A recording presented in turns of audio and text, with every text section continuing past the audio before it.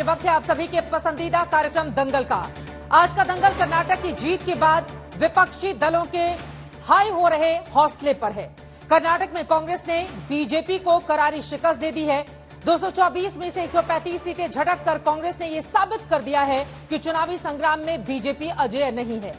इसके पहले हिमाचल प्रदेश में कांग्रेस की जीत और पश्चिम बंगाल में ममता बनर्जी की जीत से भी बीजेपी के कमजोर होते हुए किले का एहसास विपक्षी दलों को होने लगा था। लेकिन कर्नाटक की जीत के बाद अचानक विपक्षी दलों में नई उम्मीद और नई ऊर्जा का संचार हो गया है। शरद पवार ने तो बिना वक्त गवाए महाविकास अघाड़ी की बैठक बुलाकर एकजुटता का रोड मैप तय कर दिया है। उधर खबर है कि इसी महीने में पटना में जो विपक्षी दलों की बैठक होने वाली थी वो बैठक अब दिल्ली में ही होगी। वैसे तो कर्नाटक के हार के बाद बीजेपी के लिए कई गंभीर सवाल खड़े हुए हैं, तो विपक्षी दलों के लिए उम्मीद की वजह भी बढ़ गई हैं, क्योंकि कर्नाटक के नतीजों को कांग्रेस भ्रष्टाचार के खिलाफ जीत बता रही है। महंगाई, बेरोजगारी, महिला, किसान जैसे जमीनी मुद्दों की अनदेखी करने वाली राजनीति के खिलाफ अपनी जीत बता रही है। ध्रुवीकरण की सियासत के खिलाफ जीत गिना रही है और इसी मिसाल को लेकर 2024 में चुनावी जीत की उम्मीद भी लगा रही है। लेकिन सवाल यह है कि कर्नाटक में हार के बाद बीजेपी के लिए बाकी के विधानसभा चुनावों में भी चुनौती क्या बढ़ने वाली है। विधानसभा में कांग्रेस की जीत का असर क्या लोकसभा के चुनाव तक रहेगा और क्या उम्मीदवार के मोर्चे पर पीएम मोदी के मुकाबले विपक्ष अपना उम्मीदवार उतार पाएगा। ऐसे तमाम सवालों पर आज के दंगल में बड़ी चर्चा हम करने वाले हैं, लेकिन उसके पहले हमारी ये रिपोर्ट देखिए।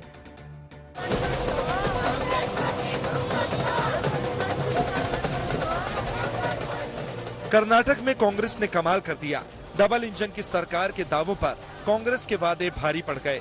अकेली कांग्रेस ने कर्नाटक के किले से बीजेपी को बेदखल किया तो देश में बिखरे विपक्ष को भी जोश आ गया।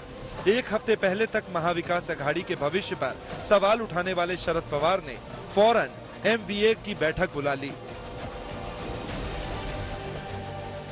कर्नाटक में कांग्रेस की जीत ने महाराष्ट्र में कांग्रेस का सम्मान बढ़ा दिया। जिस नाना पटोले के साथ शिवसेना के संजय राउत के मतभेद खुलेआम हो चले थे, वो अब साथ साथ बैठे थे। काँग्रेसचे नवीन मुख्यमंत्री होतील याची एक मोठी सभा, तिथल्या मुख्यमंत्र्यांचा सत्कार आणि ती सभा पुण्यामध्ये करायची असा एक निर्णय आम्ही केलेला आहे। कर्नाटक चुनाव के जो नतीजे आए हैं, उस जो नतीजे हैं उसमें कांग्रेस पार्टी सिर्फ कांग्रेस पार्टी नहीं जीती है, पूरे देश का अपोजिशन जीता है। कर्नाटक चुनाव के नतीजे से पहले महाविकास अघाड़ी में इतनी खटपट हो गई थी कि एकजुटता के लिए शुरू की गई व्रजोमठ सभाएं स्थगित कर दी गई थी। अब कांग्रेस की जीत के बाद उसे फिर से शुरू करने का फैसला किया गया। शरद पवार ने कहा कि एक विचार वाले दलों को साथ आना होगा। राज्य में जो मजबूत दल हो उसे मदद करनी होगी। जरूरत पर साथ मिलकर चुनाव लड़ना होगा। कॉमन मिनिमम प्रोग्राम बनाना होगा। जन सरोकार के मुद्दों पर एक दूसरे का हाथ पकड़ करके नागरिक समाज को, नागरिकों को भरोसा दिलाना, हम मिल करके एक विकल्प दें और वो सार्थक सकारात्मक विकल्प होगा।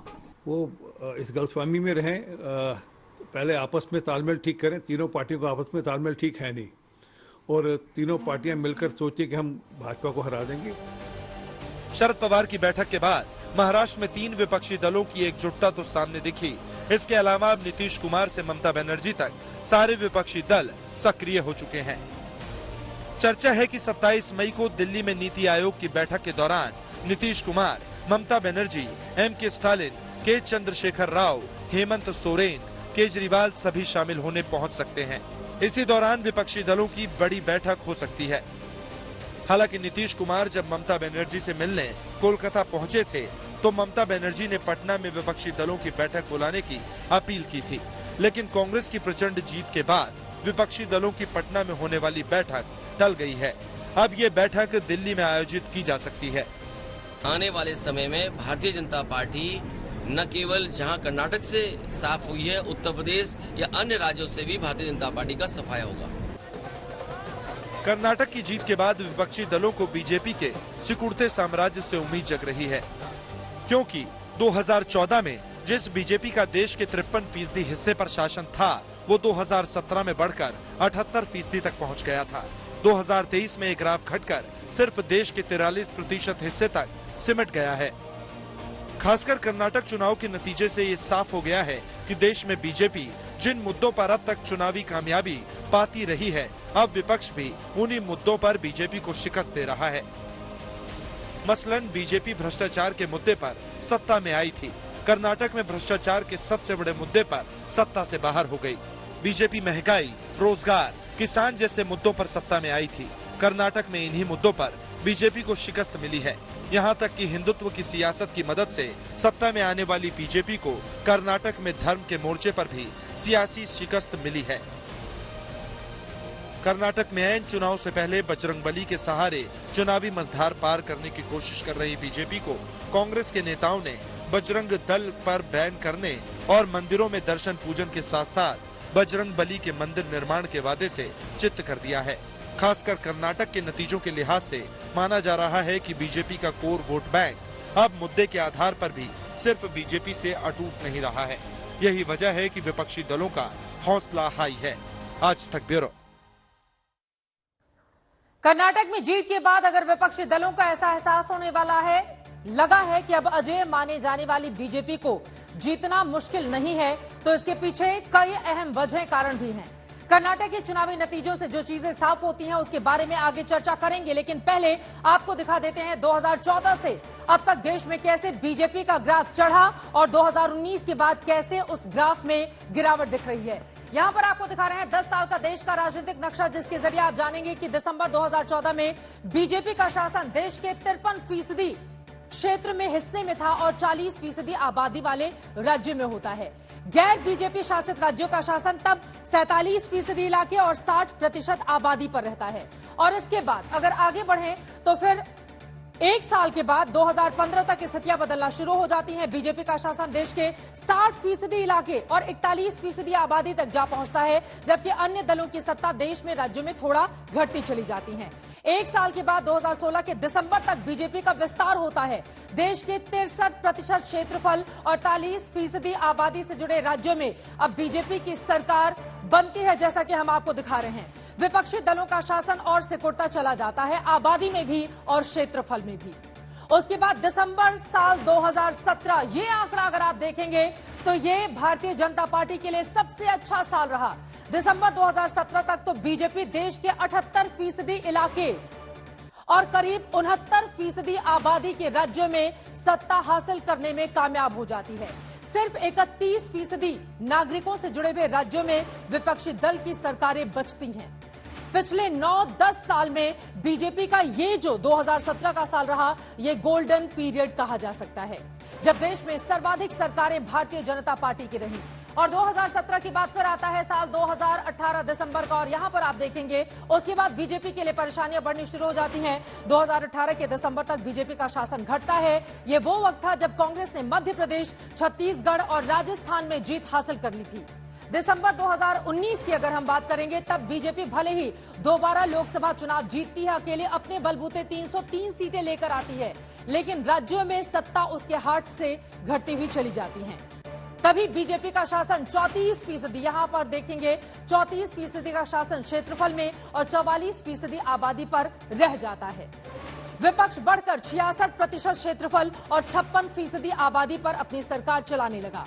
वही नवंबर 2020 का आंकड़ा अब आपके सामने रखते हैं। आप क्षेत्रफल पर शासन देखेंगे, यहां पर बीजेपी शासित 44%, गैर बीजेपी शासित 56% आंकड़ा बढ़ता है। और उसके बाद बीजेपी शासित आबादी पर शासन 50% 2020 का यह आंकड़ा हमने आपको दिखाया है। मई 2021 में आप देखिए बीजेपी शासित 44%, 50% पर आबादी के हिसाब से शासन, गैर बीजेपी शासित 56% और 50% मामला आबादी के मामले में 2021 में बराबरी में रहता है। अगस्त 2022 में अगर आप देखेंगे, जरा सोचिए, अगस्त 2022 का यह आंकड़ा क्या कहता है? बीजेपी शासित 50% क्षेत्रफल पर शासन, आबादी पर भी उतना ही, और गैर बीजेपी शासित 50-50 का ये आंकड़ा। और 5 साल पहले 2017 में आप जाएंगे तो 5 साल पहले उसका गोल्डन पीरियड चल रहा था 74% के साथ। और दिसंबर 2022 तक आपको दिखाएंगे ये आंकड़ा और घटता है। बीजेपी शासित 48%, आबादी पर 49%, गैर बीजेपी शासित 52%, 51% आबादी पर शासन गैर बीजेपी शासित राज्यों का बढ़ता हुआ चला जाता है। नक्शा किस तरह से बदल रहा है ये हम आपको दिखा रहे हैं। मई 2023 का ये आंकड़ा देखिए, बीजेपी शासित 43%, क्षेत्रफल पर शासन आबादी के हिसाब से 44%, आंकड़ा और घट गया है। पहले 74, उसके बाद 50, फिर 48, फिर 43, आबादी पर शासन 44%, गैर बीजेपी शासित 57% और 56% आबादी पर यहां पर शासन शुरू हो जाता है और ये होता है पूरा का पूरा देश का नक्शा। मौजूदा वक्त में यही तस्वीर अब देश में बीजेपी के विरोधी दलों का हौसला अफजाई का बड़ा कारण है और विपक्षी दलों को लगता है, आपको बताते चले, विपक्षी दलों को यह लगता है कि वो बीजेपी को 100 सीटों पर समेट देंगी। यही कारण है कि महाराष्ट्र में जहां महाविकास अघाड़ी दलों की बैठक हो रही है, दम भरा जा रहा है, तो वहीं दूसरी तरफ बीजेपी के लिए चुनौतियां अब यहीं से कई खड़ी हो रही हैं।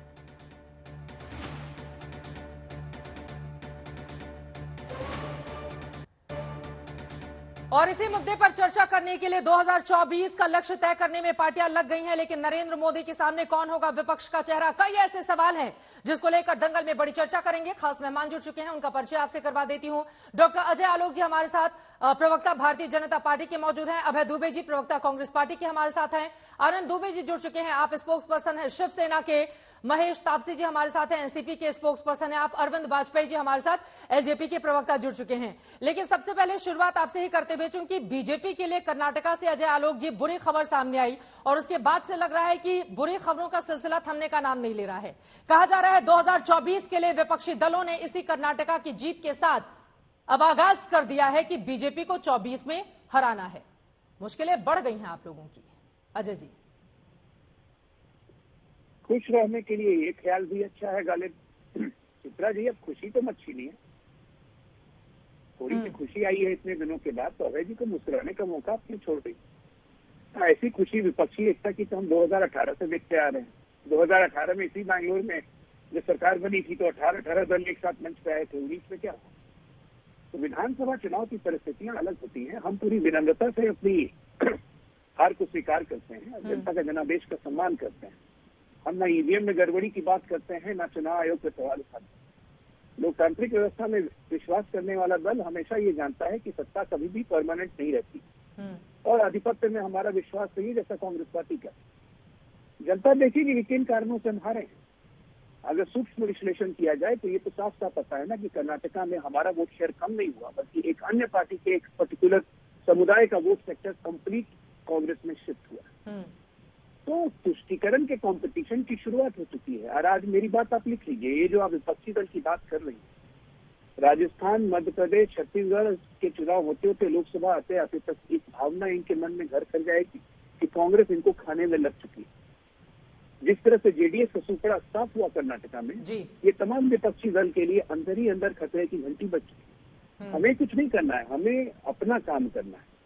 हमसे कहाँ चूक हुई, हमें अपने आप को 50+ पे कैसे पहुंचाना है। लेकिन तमाम बड़े मुद्दे रहे जिस पर भारतीय जनता पार्टी को हार का सामना करना पड़ा और 40% कमीशन का मुद्दा भी उसमें से काफी अहम रहा है।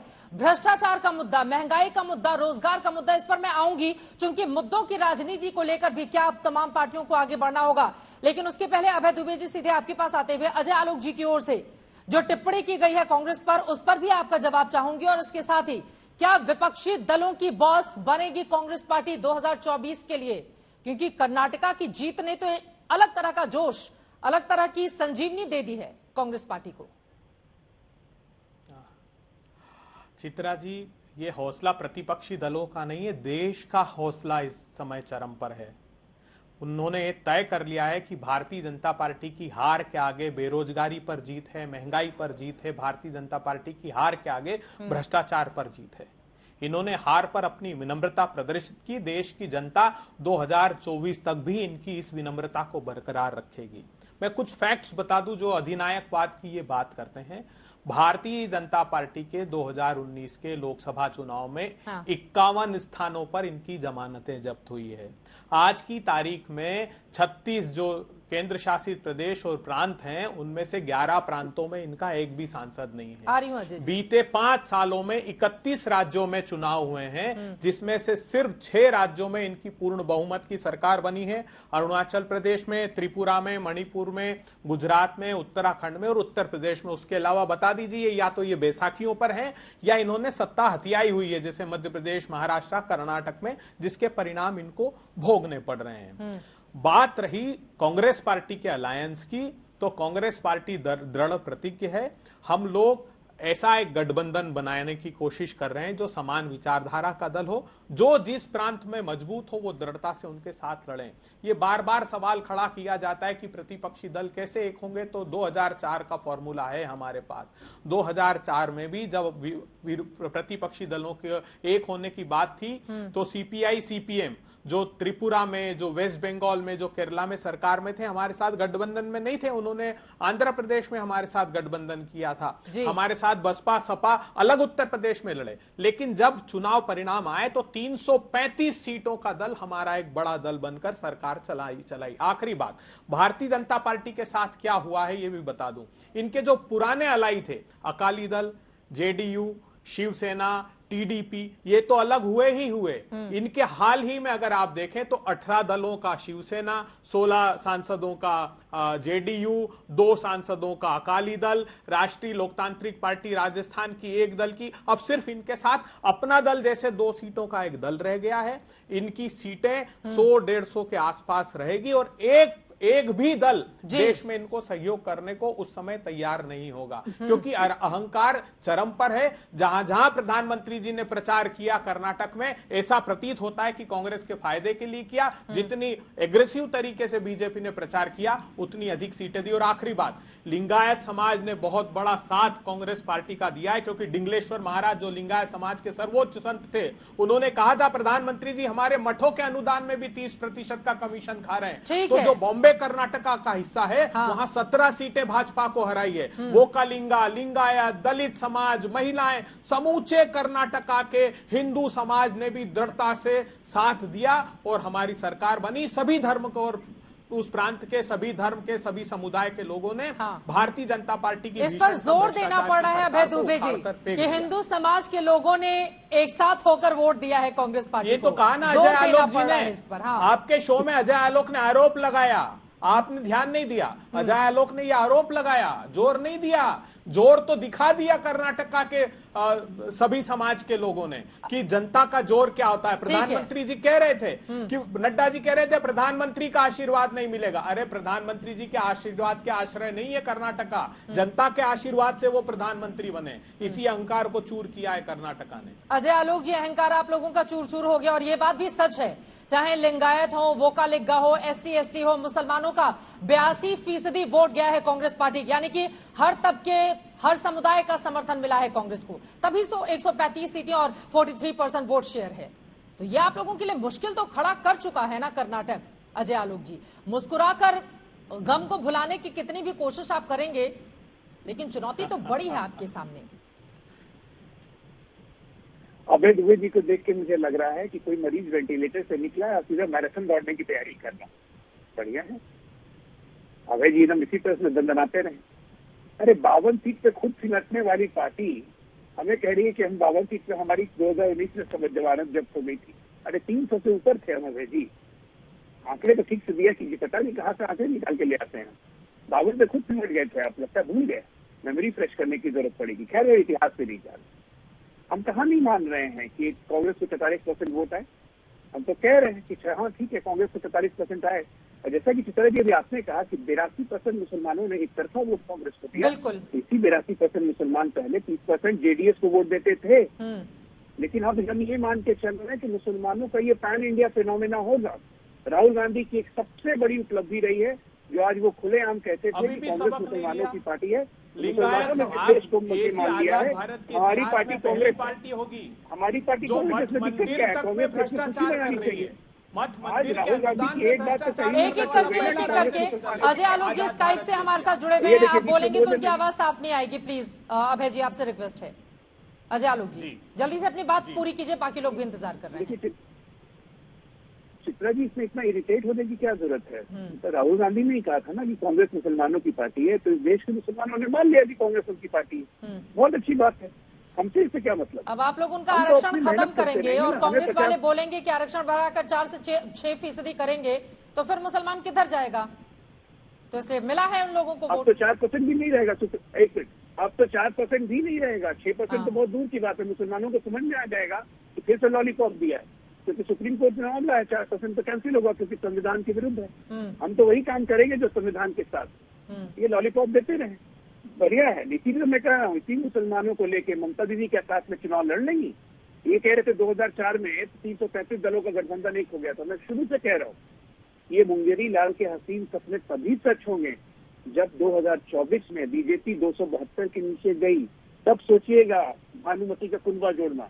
कहीं कहीं कहीं करोड़ा भानुमति ने कुनबा जोड़ा, फिर एक भानुमति खड़ा करना होगा, जिसका प्रयास अभी से हो रहा है। ठीक है, 2024 बहुत दूर है साहब। ठीक है, हम 272 के नीचे जाएंगे तब ना, 350 प्लस लिख लीजिए। अब बाकी मेहमानों के पास आऊंगी जल्दी से। अभय दुबे जी वो कह रहे हैं कि मुंगेरी लाल के हसीन सपने 24 के लिए, और मोदी के सामने प्रधानमंत्री नरेंद्र मोदी चेहरा होंगे ना 2024 का। अभय दुबे जी, उनके सामने क्या राहुल गांधी विपक्ष का चेहरा होंगे? अब विपक्षी दलों को मना पाने में उनके चेहरे पर कामयाबी मिल जाएगी कांग्रेस को।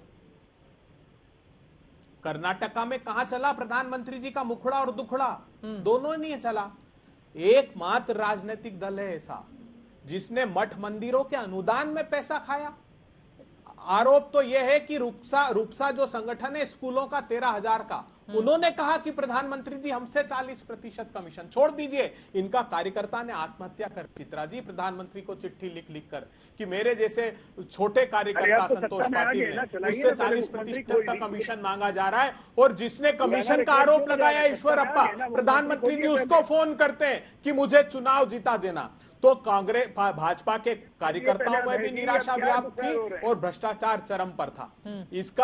इनका जो एक कहते हैं ना कि हमने एक लाभार्थी वर्ग बनाया, तो लाभार्थी वर्ग इनका मेहुल भाई, नीरव भाई, विजय माल्या, जो 5,35,000 करोड़ के बैंक फ्रॉस्टर, इनका लाभार्थी वर्ग है 10 लाख करोड़ रुपए के जो राइट ऑफ कर दिए। इनका लाभार्थी वर्ग है जिसकी 12 लाख करोड़ रुपए धन्ना सेठ की नेटवर्क बना दी, दूसरे नंबर का विश्व का धन्ना सेठ बना। ठीक है, ये तमाम मुद्दे आप गिनाए, और यकीनन कर्नाटक में कांग्रेस पार्टी की बहुत बड़ी जीत के तौर पर इसको देखा जाएगा। सीधे मैं आ जाती हूँ अब शिवसेना के प्रवक्ता आनंद दुबे जी, और बाकी लोग भी हमारे साथ बने हुए हैं। आनंद दुबे जी, अब तो संजय राउत बोल रहे हैं कि सिर्फ कांग्रेस की नहीं बल्कि तमाम विपक्षी नेताओं की ये जीत है, लेकिन इसी के साथ ही साथ 2018 के आंकड़े भी हमें नहीं भूलने होंगे, जब कांग्रेस पार्टी ने राजस्थान, छत्तीसगढ़ में तो एक तरीके से क्लीन स्वीप किया था, मध्य प्रदेश में भी उसने जीत हासिल की थी, लेकिन 2019 में क्या हुआ?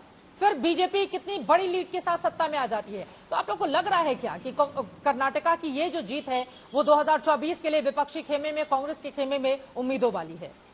क्योंकि 5 साल पहले का इतिहास भी सामने है। आनंद जी। चित्रा जी नमस्कार।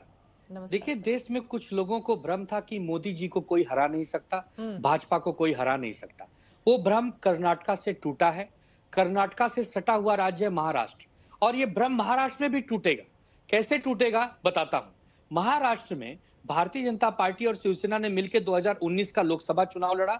बीजेपी को 27% वोट मिले, शिवसेना को 25% वोट मिले। दोनों जन को मिला के 48 लोकसभा में से 41 लोकसभा ये लोग जीते। विधानसभा का चुनाव हुआ, शिवसेना ने बीजेपी ने मिलकर चुनाव लड़ा। उस विधानसभा में 25% वोट बीजेपी को और 17% वोट शिवसेना को। एक पार्टी को 105 का आंकड़ा, एक पार्टी को 56 सीटें मिलकर ये जीते। लेकिन जैसे ही शिवसेना को इन्होंने धोखा देने का काम किया, शिवसेना के पीठ में छुरा भोंका, ये पूरी तरह से टूट चुके हैं। इनके पास वोट नहीं है। जिस शिवसेना को कागज पर इन्होंने साथ में लिया है, एकनाथ शिंदे की सेना को, उनके पास वोट बैंक नहीं है। तो स्वाभाविक सी बात है कि 2019 का लोकसभा, 2014 का लोकसभा, 2019 के विधानसभा, सब में तो शिवसेना के कंधे पर बैठकर ये चुनाव जीते थे।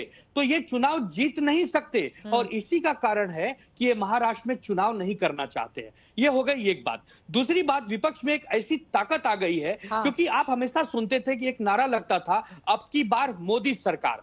कर्नाटका में पहली बार ये नारा लगा कि अब की बार मोदी जी नहीं है स्वीकार। अगर मोदी जी नहीं है स्वीकार, तो ये हार बीजेपी की तो मैं मानता ही नहीं हूं। ये हार मोदी जी की है, अमित शाह जी की है। अगर शीर्ष नेतृत्व ही हार गया तो अगले प्रधानमंत्री का चेहरा तो मोदी जी होंगे। अगर मोदी जी डबल इंजन की सरकार में असफल हो गए तो सिंगल को तो लोगों ने देखा है, 14 में देखा, 19 में देखा। काट की हाड़ी 10 बार नहीं चढ़ेगी, एक बार चढ़ गई, 2 बार चढ़ गई, अब बार बार वो नहीं चढ़ पाएगी। इसके लिए चित्रा जी, भारतीय जनता पार्टी का हारना लगभग तय हो चुका है। हमें संजीवनी तो मिली गई है कर्नाटक से, आने वाले मध्य प्रदेश, छत्तीसगढ़ और राजस्थान में हम पूरी तरह एकदम वेंटिलेटर पे नहीं, हम तो आईसीयू से बाहर निकल के दौड़ने लगेंगे और मैराथन के गोल्ड विजेता बन जाएंगे, जो अजय भाई बोल रहे हैं। तो इनको चिंता करने की, कौन से राज्य में आईसीयू में है? हम लोग कहीं आईसीयू में नहीं है। हम लोग तो जनरल वार्ड से निकल के भागने की तैयारी में, हम लोग तो भागने की तैयारी में हैं। उन्होंने कहा था कि ये तो वेंटिलेटर पे हैं, अभी थोड़े से खुश हो रहे हैं। तो मैं उस पर प्रतिक्रिया दे रहा हूं कि मेरे भाई, हम लोग वेंटिलेटर पे नहीं है, वेंटिलेटर पे आपके आने की बारी है। क्योंकि जनता ने आपके जुमलों को, आपके वादों को, आपके लोक लुभावनी बातों को नकार दिया। अजय जी, आप इस पर जवाब दे दीजिए। महेश तापसे जी, अरविंद वाजपेयी जी, उसके बाद में फौरन आपके पास आऊंगी। आपको जनता ने नकार दिया है और महाराष्ट्र में भी अब इसका असर दिखेगा। और संजय राउत बोल रहे हैं वहां पर तो 40% कमीशन वाली सरकार थी, महाराष्ट्र में तो 100% कमीशन वाली सरकार है। अजय आलोक जी, चित्रा जी, आपको लग नहीं रहा आनंद जी की बात सुन के कि उद्धव जी का कांग्रेस में, उद्धव जी का विलय हो गया कांग्रेस में, जैसे आनंद जी बोल रहे हैं। मध्य प्रदेश, राजस्थान, शिवसेना कहाँ है भाई? उद्धव ठाकरे कहाँ है? एक भी सीट पे लड़ते हैं, एक भी सीट जीती है। आप तक कह रहे हैं कि हम जीतेंगे, हम हराएंगे। कांग्रेस में लगता है विलय हो गया इनका। ये होता है इफेक्ट। अरे समर्थन होना शुरू हो बहुत सही, बाला साहब की आत्मा को बहुत शांति मिली होगी। शिवसेना के दम पर बीजेपी फली फूली, आज वही शिवसेना आपको संजय रावत आनंद जी, उनको बोल लेने दीजिए, उनकी आवाज साफ नहीं आएगी। अगर आप भी साथ में बोलेंगे तो प्लीज उनको बोलने दें, फिर आप बोलिएगा। अजय आलोक जी, वो विपक्षी दलों की बात कर रहे थे ना, वो विपक्षी दलों की बात कर रहे थे ना, कांग्रेस मतलब विपक्षी दल एक साथ लड़ेंगे चुनाव। उन्होंने साफ कहा कि हम जीतेंगे, हम वेंटिलेटर में नहीं है, हम आईसीयू में नहीं। मतलब कांग्रेस और शिवसेना एक हो गए, मर्ज हो गए भाई। तो मर्जर की बधाई लीजिए। और ये कहते हैं कि इनके कंधे पे 2014-2019 लड़ा गया। अरे 14 का चुनाव आपको याद होगा, लोकसभा लड़ने के बाद विधानसभा आप अकेले लड़े थे, हमसे पीछे गए थे आप। जितनी सीटें हम मांग रहे थे उतनी भी आप नहीं दे रहे थे। अकेले भारतीय जनता पार्टी अपने दम पे विधानसभा में सबसे बड़ी दल बन के उभरी थी। आपका तो धोखा देने का इतिहास रहा है, चाहे वो भारतीय जनता पार्टी को हो, चाहे पाल घर के साधुओं को, चाहे किसी को। उद्धव ठाकरे तो अपनी विचारधारा भूल चुके हैं। ठीक है आनंद जी, जल्दी से आप बोल दीजिए। महेश तापसे जी भी बहुत देर से इंतजार कर रहे हैं। आनंद दुबे जी, वो आपको याद दिला दे रहे हैं कि साथ में लड़ने के बाद क्या हुआ था? बीजेपी 100 के पार चली गई थी और 60 के अंदर रह गई थी आपकी शिवसेना। चित्रा जी, 10 सेकंड में जवाब देता हूं। मेरे भाई अजय भाई, यहाँ बात लोकसभा 2024 की हो रही है। आप 2014 के विधानसभा की बात मत करिए। यहाँ पर प्रधानमंत्री बनाने की बात हो रही है। अगर प्रधानमंत्री बनाने के लिए 2014 और 19 में शिवसेना का सहारा लिए थे, जो सहारा इस बार नहीं है आपके साथ, वही सहारा इस बार कांग्रेस के साथ है, तो आप प्रधानमंत्री नहीं बन सकते हैं। सिंपल सी गणित है। हम महाविकास आघाड़ी इतनी मजबूत है कि आपको 2 सीट भी महाराष्ट्र में लोकसभा की नहीं जीतने देंगे। अगर महाराष्ट्र में 2 लोकसभा नहीं जीतोगे, तब देश में कैसे 300 पार जाओगे? कैसे जाओगे? कोई विज्ञान भी तो है कि खाली बस हवाई बातें ही होगी? नहीं, ठीक बात है। मानिए आपकी बात मान गए भाई। आप हमें महाराष्ट्र में 2 सीट नहीं जीतने देंगे, अखिलेश यादव हमें 5 सीट नहीं जीतने देंगे, नीतीश कुमार हमें 3 सीट नहीं जीतने देंगे, ममता बनर्जी हमें 1 सीट नहीं देगी, कांग्रेस पार्टी 0 दे देगी। आप लोग के साथ चल लिए तो चल लिया देश बाबू, मुगालते में रहिए। ऐसे ही चलना पड़ेगा। तो पहले ही खोला था ना, खुश रहने को ये ख्याल भी अच्छा है गालिब। चलिए ठीक है, अब थोड़ा विस्तार देते हैं, बाकी मेहमानों को भी लेकर आते हैं। लेकिन इस बात को इतने हल्के में नहीं लिया जा सकता है। विपक्षी दल जब एक होंगे, उनका वोट जब एक जगह इंटैक्ट होगा, तो उसका असर तो देखने को मिल सकता है ना। महेश तापसे जी, सीधे आपके पास आते हुए, लेकिन चेहरा कौन होगा? शरद पवार से जब मुलाकात करने की बात नीतीश कुमार की आती है, तो फिर वहां पर भी तमाम रोड़े आते हैं, अलग अलग मुलाकात होती है, कोई नेतृत्व स्वीकारने को तैयार नहीं होता है। अब कांग्रेस पार्टी जिस तरह से विस्तार ले रही है, राहुल गांधी का चेहरा 2024 के लिए मोदी के सामने क्या एनसीपी को स्वीकार होगा और फिर उसको लेकर आगे बढ़ेगी? देखिए, चेहरा कौन होगा, ये प्रश्न अभी इम्पोर्टेंट नहीं है। भारतीय जनता पार्टी के खिलाफ में धर्मनिरपेक्ष चेहरा होगा, लोगों को प्यार सम्मान देने वाला चेहरा होगा, और जितनी भी एंटी फैसिस्ट फोर्सेज हैं उन्होंने नियुक्त किया हुआ चेहरा होगा। ये मैं आज आपको बता सकता हूँ। कर्नाटका के चुनाव के पहले ही पवार साहब ने कहा था कि कर्नाटका के चुनाव में भारतीय जनता पार्टी को बहुत बड़ी क्षति होने वाली है, वहां कांग्रेस जीत के आने वाली है। ये पवार साहब ने पहले ही कहा था। उसी प्रकार से हुआ। दूसरे ही दिन हमारे पवार साहब के बंगले पे सारे महाविकास आघाड़ी के नेतागण आए। हमारी भी 2 दिन के बाद पार्टी की मीटिंग है, और हमें पूरा यकीन है कि महाराष्ट्र की जो 48 लोकसभा सीटें हैं उसमें से लगभग 40 लोकसभा सीटें महाविकास आघाड़ी के प्रत्याशी जीतेंगे। 288 हमारी विधानसभा की सीटें हैं। आज की अगर पोजीशन जो ट्रेंड चल रहा है उसमें लगभग 180, 190 से 200 सीटों तक जीतने की शक्यता हमारे लोगों की दिख रही है।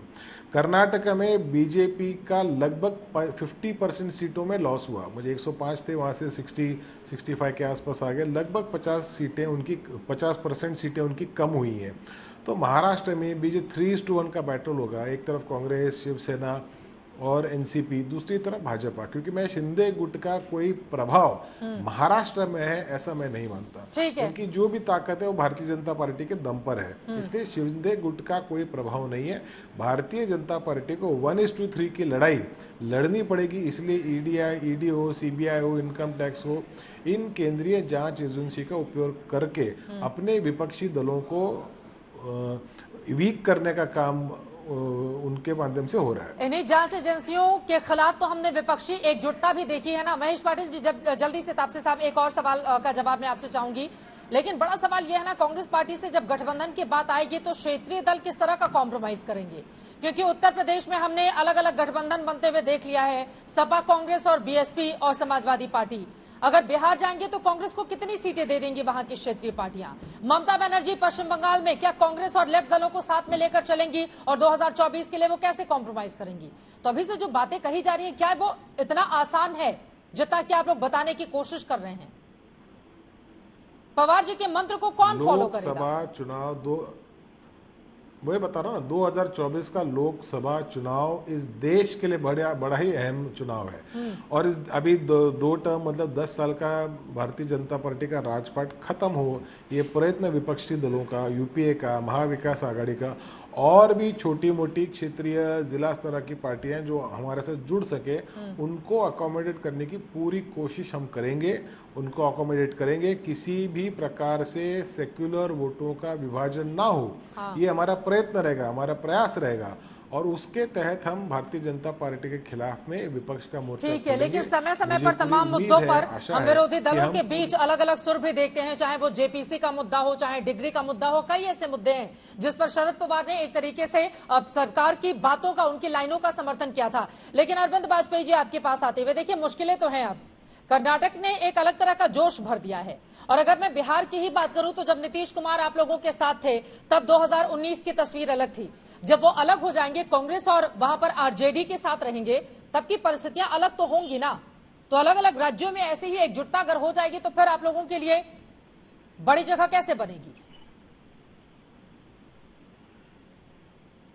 नहीं चित्रा जी, ऐसा है, कर्नाटक की जो चुनाव बीजेपी के अगेंस्ट गया है उसमें 2-3 बातें स्टेब्लिश हुई हैं। पहली बात तो ये हुई है कि कर्नाटक में जो परंपरा थी वो परंपरा जारी रही है, जैसे हिमाचल में जारी रही थी, अब राजस्थान का नंबर है। एक तो ये बात है। दूसरी बात ये है, जहां तक मेरा मानना है कि भ्रष्टाचार का जो मुद्दा था वो वहां पर चला है किसी हद तक, और अगर भ्रष्टाचार का मुद्दा चलेगा तो भ्रष्टाचार के खिलाफ जो लड़ाई है पूरे देश में किसने छेड़ी हुई है? सत्ता पार्टी ने खुद छेड़ी हुई है। और भ्रष्टाचार के नाम जितने विपक्षी नेता हैं, किसी का नाम आप ले लीजिए, हर एक के खिलाफ कोई ना कोई केस पेंडिंग है। नाम गिनाऊंगा तो बहुत समय लग जाएगा। किसी लीडर का, राहुल गांधी से लेके किसी लीडर का आप नाम ले लीजिए, शरद पवार का ले लीजिए, ममता बनर्जी का ले लीजिए, किसी का ले लीजिए, सबके खिलाफ भ्रष्टाचार के मुकदमे पेंडिंग है। कोई बेल में है, कोई जेल में है, कोई बाहर है। तीसरी बात यह है कि मोदी जी की लोकप्रियता थोड़ी कम हो गई है। मोदी जी तो देश के प्रधानमंत्री का चुनाव लड़ते हैं और प्रधानमंत्री हैं। अब वो वहां की जनता को पूरी तरीके से मालूम था कि मोदी जी थोड़ी मुख्यमंत्री बनने आ रहे। देखिए, वहां की लोकल लीडर की जो आपसी लड़ाई थी या आपसी मतभेद थे, ये उसका नतीजा है। और इससे हार से सबक बीजेपी लेगी, सारी पार्टियां लेती है और अपने आप को करेक्ट भी करेगी। ये कहना कि विपक्षी एका हो जाएगा, कहाँ हुआ विपक्षी एका? कर्नाटक में विपक्षी एका हो गया था क्या? सब अलग अलग लड़ रहे थे कि नहीं लड़ रहे थे? नीतीश कुमार भी लड़े हैं वहां, नीतीश कुमार की पार्टी भी लड़ी है। कितने वोट आए आप सुन के हैरान करोगे, रिकॉर्ड की बात है। 83 वोट आए हैं जी, एक कैंडिडेट के 83 वोट आए, एक के 62 वोट आए। मेरा ये मानना है कि ये सपने देखना तो ठीक है 2024 में, लेकिन उसके लिए जो प्रधानमंत्री का कैंडिडेट है, सबके मन में लगा हुआ है कि मैं प्रधानमंत्री बन जाऊंगा, मैं प्रधानमंत्री बन जाऊंगा। अब ये कह रहे हैं कि विपक्ष की जीत हो गई, तो कर दीजिए ना राहुल गांधी को। लेकिन एक परंपरा तो टूटी है ना, सालों के बाद इतने बड़े बहुमत के साथ कोई पार्टी सत्ता में आई है, उसको आप कैसे नकार सकते हैं? ये सवाल तो बड़ा है ना। अरविंद जी, आप जवाब दीजिएगा, बहुत देर से हाथ उठा रहे हैं। ये पिछली बार हाँ बोले, पिछली बार मैं बता देती हूँ। ये तो पिछली बार भी आ रहे थे बीजेपी कर्नाटका में। हाँ, पिछली बार भी बीजेपी को 104 मिली थी, 80 और वोट मिली थी। 36% है पॉइंट। बीजेपी को 104 मिली थी, इनको 80 मिली थी सीटों का नहीं, वोट परसेंट में भी ज्यादा फर्क नहीं है। हाँ, वो 38 थे। हम वही कह रहे हैं कि पिछली बार भी आ रहे थे, 38 थे, बीजेपी 36 थी। ठीक है सर, वोट प्रतिशत नहीं, लेकिन सीटें तो बहुत बहुत बड़ी है ना इस बार की।